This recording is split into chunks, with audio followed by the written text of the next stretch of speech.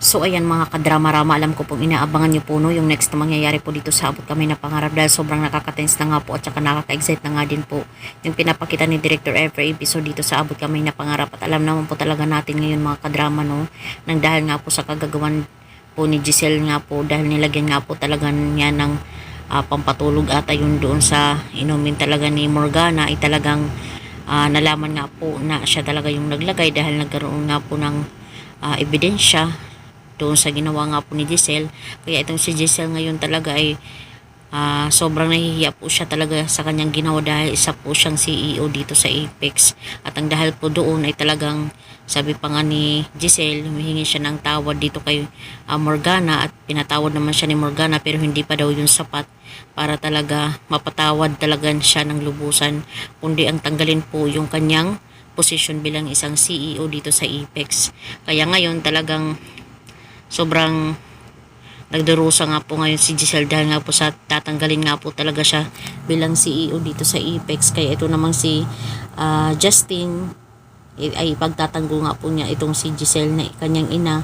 At alam naman po talaga natin mga kadrama na wala pong imposible dito kay Director no, dahil noon pa man talaga hindi na po nga po sila magkasundo ng kanyang ina. Pero ngayon talaga na nakikita na nila na inaapi nga po itong si Giselle ay talagang papasok nga po talaga dito si Justin no.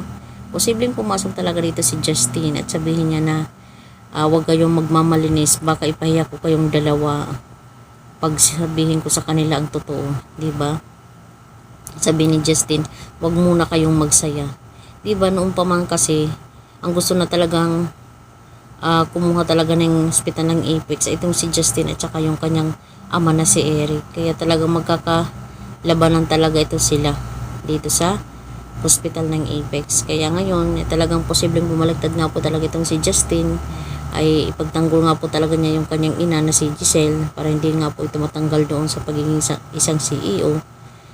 Kaya alam ko mga kadrama na inaabangan nyo din po yan. Sana nga po no, talagang hindi pa yan ang yung masasamang araw nila Chantal, nila Moira dito sa Apex at saka nila Zoe.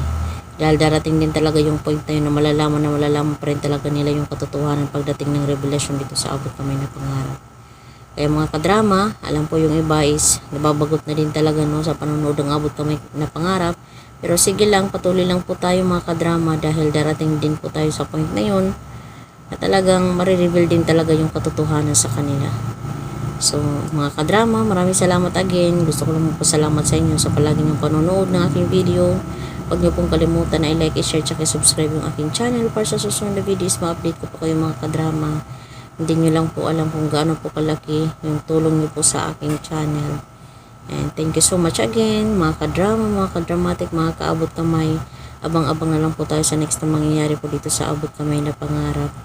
Diba sabay-sabay tayong mangarap na maabot yung revelasyon dito sa Abot Kami na Pangarap. So yun lang po mga kadrama. Bye! Abang-abang na lang po tayo.